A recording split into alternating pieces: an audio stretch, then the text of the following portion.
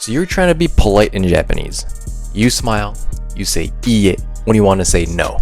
And yet, people hesitate, go silent, and avoid you. It's not your Japanese, it's how you're saying things. Today, I'm going to show you why polite words can still sound cold, and what to say instead in order for people to actually want to keep talking to you. My name is Sean, and I was born and raised in Japan. I help professionals and beginners in Japan speak Japanese that people actually respond to, at work, at home, and on the streets. My clients learned all the polite phrases in Japanese, but they still felt this wall between Japanese people, this big wall. But once they learned the cultural differences, everything changed. Conversations got easier and coworkers started to open up. We're going to talk about 3 things in this video. The first one's going to be the cultural reason that you're being ignored. The second is going to be 3 phrases that you usually use to sound polite, but always backfire. The third one's going to be what to say instead to build connections. This is going to be how to build connections as a beginner. Alright, by the end of this video, I promise you that you will not be ignored at all in Japan anymore. Let's get started. So part 1, we're going to talk about the real reason that you're being ignored. Here's the problem. Politeness in Japan isn't just about using formal words. It's about being indirect and non-confrontational.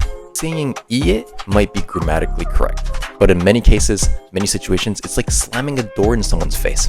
Japanese people often avoid confrontation. So when you say no too directly, even politely, it still creates tension. And that tension makes them want to leave the conversation altogether. Let's talk about number 2. 3 phrases that you may be using that could be backfiring at you right now. So the first one that I just told you is iie. Iie, which means no. It sounds polite, but it's too direct. It feels very cold or kind of final, right? It can shut down any kind of conversation instantly, right? So this is one phrase. Our second phrase is dekimasen. Dekimasen, which means I can't. This is correct, but it feels absolute. It's like when you say this to a person, you're giving them no space to communicate.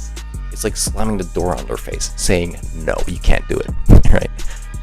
It's especially not ideal in a group or kind of in an office setting, right? So number 3 is the word wakarimasen. Wakarimasen. This means I don't understand. Honestly, sounds honest, but it puts pressure on the other person, right? So you're basically saying you're not making sense. I don't understand. All right, so finally in part 3, I want to say what to say instead. This part's going to be for actually building connections, even if you're a beginner. All right, so our first phrase that you can use is chotto. Chotto. This is a classic soft rejection. It implies no without saying it. All right. Our other example, if you remember, was iie. Right? Iie, I told you was too direct. If you say chotto, it's a classic soft rejection. Okay.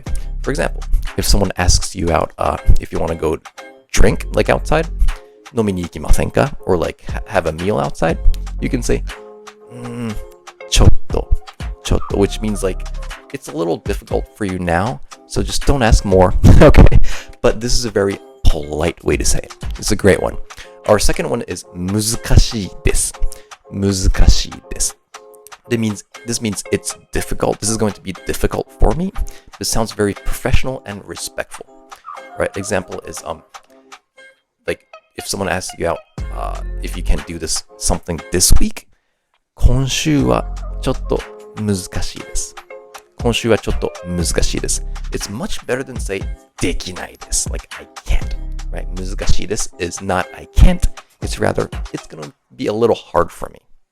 Okay, our third phrase is instead you should say もう一度お願いします instead of わかりません。わかりません is too direct. It means I don't understand you. You're not making sense. Instead of saying that, you could say もう一度お願いします。もう一度お願いします。Yeah. It means kind of like please say that again instead of I don't understand you. It's please say it again. Okay, it kind of keeps the conversation going and without like putting the blame on the speaker. Right, so those were 3 phrases that you should say instead of all the phrases that kind of shuts down the conversation. Guys, when you change from textbook politeness to cultural politeness, everything changes. You come across as someone who understands the nuance, even if you're a beginner. And this is what opened doors for work, for relationships and everyday life. And I just want to finally say that if you're working in Japan, especially in IT, and want to learn how to speak Japanese that actually gets you results, I just opened up a spot in my 10-week communication training. It's designed for people, professionals in Japan, especially in IT, who need real usable Japanese. Right? I made a Google form that you can fill out. It's in the link in the description below. I'll be asking many questions there. So if you fill that out, I'll be contacting you and we can start our 10-week training. All right. I'm only opening one spot for June and July. I want to focus on one person, helping one person for work. So if you're interested, please apply from the Google form below. Guys, if you like this video, it means the world to me if you gave it a like. All right, I'm going to see you tomorrow. In tomorrow's video, I'm going to talk about the one word that is making you sound like a beginner, even if you're not. All right, guys, buckle up for tomorrow's video. I'll talk to you later. Bye-bye.